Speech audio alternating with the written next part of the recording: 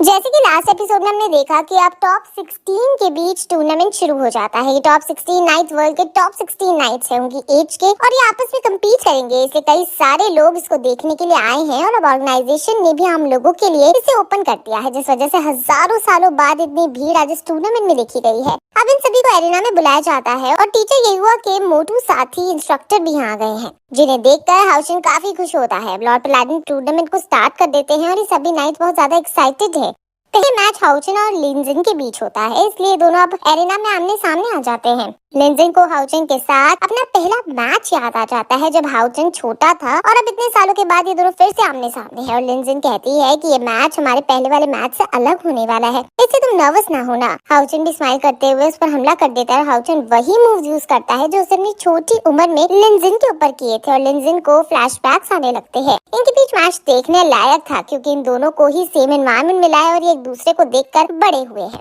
लिनजिन Houchin के हर एक attack से बचने में कामयाब हो रही है, और वो हाउचिन से कहती है कि उस टाइम में मैं तुम्हारी गॉड रॉयल ब्लैक यानी एब्सोल्यूट डिफेंस को नहीं तोड़ पाई थी, लेकिन अब तुम देखो मेरे पास क्या है। वो अपनी नई स्किल जो उसको कल ही मिली है उसका यूज करती है और अपने हेल्ड रोज के साथ ज्वाइंट हो जाती है, जिसका नाम flame of sky light dance है, और वो तुरंत इसका अटैक हाउचिन पर कर देती है। हाउचिन फिर से अब गॉड रेजिस्टेंस का यूज करके उसे डिफेंस करता है और हाउचिन और हेल रोज अब आमने सामने हैं। हाउचिन कहता है कि मैंने तुम्हें लड़की समझकर कमजोर समझा था, लेकिन तुम तो बहुत ज्यादा ग्रो कर गई हो। लेकिन मेरा एब्सोल्यूट डिफेंस भी तब से बहुत ग्रो कर रहा है और ये ऐसे नहीं टूट सकता। और हाउचिन फिर उसे ब्लॉक करके दूर हटा देता है, जिससे लिनजिन के हाथ से उसकी तलवार नीचे गिर जाती है और रेफरी हाउचिन को विनर घोषित कर देता है। लिनजिन भी इसके साथ खुश है क्योंकि उसका भाई ये मैच जीता हुआ है और उसको वो कांग्रेट्स करती है। मोटू इंस्ट्रक्टर ये देखकर बहुत खुश होता है कि बच्चे बड़े हो रहे हैं, लेकिन फिर रोने भी लगता है कि हम भी तो बुढ़े हो रहे हैं। ये काफी फनी कैरेक्टर है जिसके हाथ में हमेशा आपको लेग पीस पाएगा।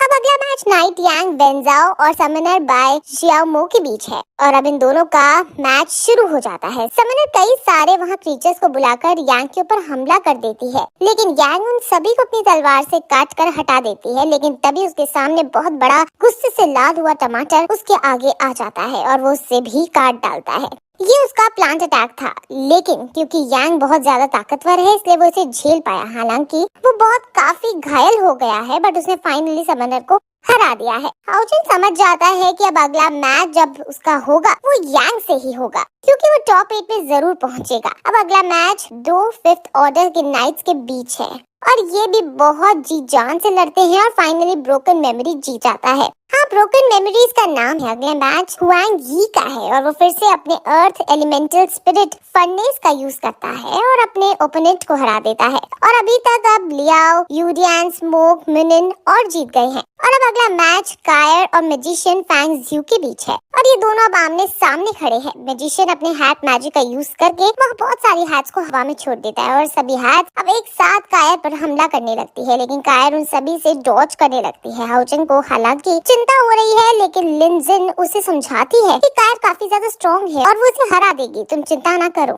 कायर अंधी होने के बावजूद भी इसे बच पा रही है, और आप सोच रहे होंगे कि वो ऐसा कैसे कर पा रही है, तो शायद इसने अपने बचपन से अपनी बाकी सेंसेस को बहुत ज्यादा स्ट्रॉन्ग कर लिया है, जैसे मार्वल की डेयरडेविल सीरीज में मैट मर्डॉक ने किया था। हालांकि अभी भी लेकिन कायर ये नहीं पता लगा पा रहा था कि उसका ओपोनेंट किस जगह खड़ा है, और वो काफी समय से सिर्फ डॉज ही किए जा रहा है। लेकिन तभी वो अचानक हवा में उछलकर एक हैट को जोर से अपनी स्टिक मारती है और उसके अंदर से वो निकल जाता है। असल में मैजिशियन ने अपने क्लोन को खड़ा कर रखा था और वो खुद हट के अंदर था, यानी वो कायर के अंधेपन का फायदा उठा रहा था। अब मैजिशियन को गुस्सा आ जाता है और वो अपने समनिंग अटैक को करता है। वो बहुत बड़े बीस्ट जो कि लेवल 6 का है, जिसका नाम वज्र जायंट बियर है, उसको समन करता है और उसको कायर पर अटैक करने को छोड़ देता है। 6 लेवल का ये सबसे ज्यादा स्ट्रॉन्ग बीस्ट माना जाता है, और हाउचिन को फिर से कायर के लिए चिंता होने लगती है और वो बीस्ट कायर की तरह भाड़ा चला रहा था। लेकिन कायर अपनी स्पिरिट असैसिन को निकालती है और उसके भाले से उसको मार दे देती है और फिर अपने स्टिक को मैजिशियन के गेट पर रख देती है, और ऐसे कायर फाइनली जीतती है।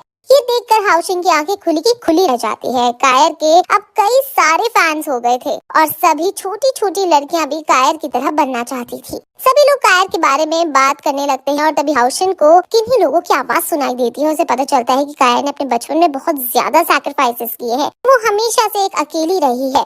और इतना अकेलापन में उसने प्रैक्टिस के अलावा और कुछ नहीं किया है। वो काफी सारी हार्श ट्रेनिंग से गुजरी है, इसलिए वो इतनी ज्यादा स्ट्रॉन्ग है। हाउशन कायर के लिए बहुत बुरा फील करने लगता है और वो बस सोच में पड़ जाता है कि तभी उसकी आंखों के सामने एकदम कायर आ जाती है। हाउशन खुश हो जाता है और वो तुरंत उसका हाथ पकड़कर उसे यहाँ के एक नए पार्क में ले जाने लगता है और ये देखकर सभी ऑडियंस काफी ज्यादा चीयर अप करने लगती है। एक एल्डर हॉल्क ऑफ असैसिन के लीडर के पास जाकर कहता है कि शायद अब असैसिन और नाइट के बीच शादी होकर ही रहेगी और अब वो दोनों टॉप 8 में ही आने वाले हैं और वो फिर आपस में ही फाइट करेंगे। कितना मजा आएगा जब छोटे छोटे कपल्स आपस में फाइट करेंगे। थोड़ा मजाकी एल्डर है इसलिए अभी सब कह रहे हैं, लेकिन तभी वहाँ लॉर्ड शाइवलरी फिर से आ जाते हैं और उसके गले पर तलवार रखकर कहते हैं कि अगर एक और शब्द तुमने बोला तो तुम्हारा सर कंधों के ऊपर नहीं मिलेगा। सभी लॉर्ड शाइवलरी को ग्रीट करते हैं, जिससे हमें पता चलता है कि लॉर्ड शाइवलरी शायद लॉर्ड ऑफ लीग के बाद सबसे ज्यादा रिस्पेक्टेड एल्डर है। लॉर्ड शाइवलरी को हाउशन और कायर की दोस्ती नहीं पसंद थी और वो हॉल ऑफ असैसिन के लीडर से पूछते हैं कि आखिर तुमने कायर को क्यों नहीं रोका, जिस पर वो कहते हैं कि बच्चे अब बड़े हो रहे हैं और वो हमारी बात नहीं मानेंगे। लॉर्ड पैलाडिन भी वहाँ आकर उसको समझाते हैं कि हाउशन एक टैलेंटेड बच्चा है और वो कायर के लिए सही चॉइस है, जिस पर लॉर्ड शाइवलरी और ज्यादा भड़क जाते हैं और कहते हैं कि तुम कायर को सिंपल समझा रहे हो, वो उतनी सिंपल नहीं है। अगर जैसे भी चल रहा है वैसे चले तो सब ठीक है, लेकिन अगर हाउशन ने कायर के साथ कुछ भी गलत किया तब समय बहुत ज्यादा हॉरिबल थिंग्स अपने साथ लाएगा और इसका सबका भुगतान हमें करना होगा। लॉर्ड शाइवलरी इतने ज्यादा गुस्से में है कि वो अपनी तलवार लॉर्ड पैलाडिन और लीडर ऑफ हॉल असैसिन की गर्दन पर रख देते हैं। वहीं हाउशन कायर को एक सुंदर से पार्क में लाया है और वो साथ में टाइम स्पेंड करने लगते हैं और हाउशन कहता है कि तुमने मुझे अपने पास्ट के बारे में नहीं बताया था और इसलिए मैं तुमसे पूछूंगा भी नहीं, लेकिन अगर हम पहले मिले होते तो मैं तुम्हारे अकेलेपन को जरूर दूर करता। इसी तरह की रोमांटिक बातों के साथ ये एपिसोड खत्म हो जाता है।